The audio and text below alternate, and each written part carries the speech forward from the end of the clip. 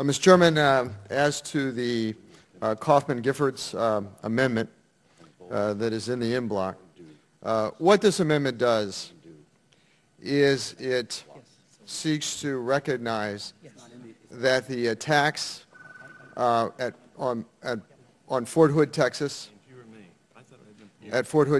and at Little Rock, Arkansas, were terrorist attacks on U.S. soil against our soldiers, and in the case of Fort Hood, Texas, also against DoD civilians.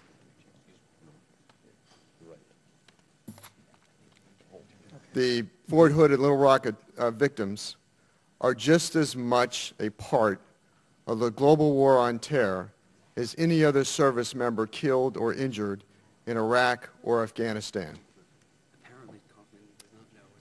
The Fort Hood soldiers and the Little Rock soldier, well, certainly the Fort Hood soldiers, let me speak to that first, were at a deployment processing center when they were attacked.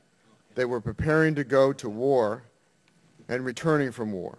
Clearly, the attacker extended the battlefield to Fort Hood and targeted the soldiers before they reached Afghanistan.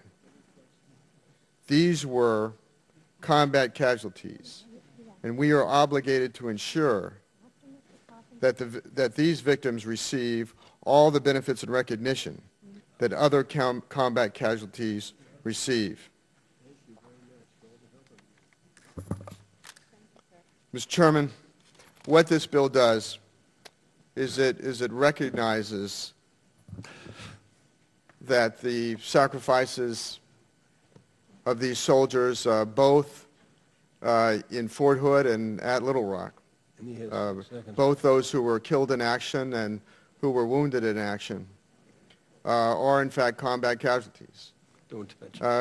It specifically recognizes their sacrifices, but also gives definition to circumstances prospectively that would cause the Department of Defense to also recognize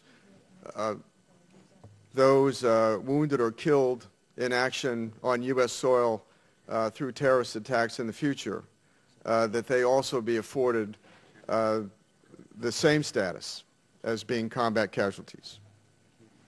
Mr. Chairman, that is the amendment. Thank you very much.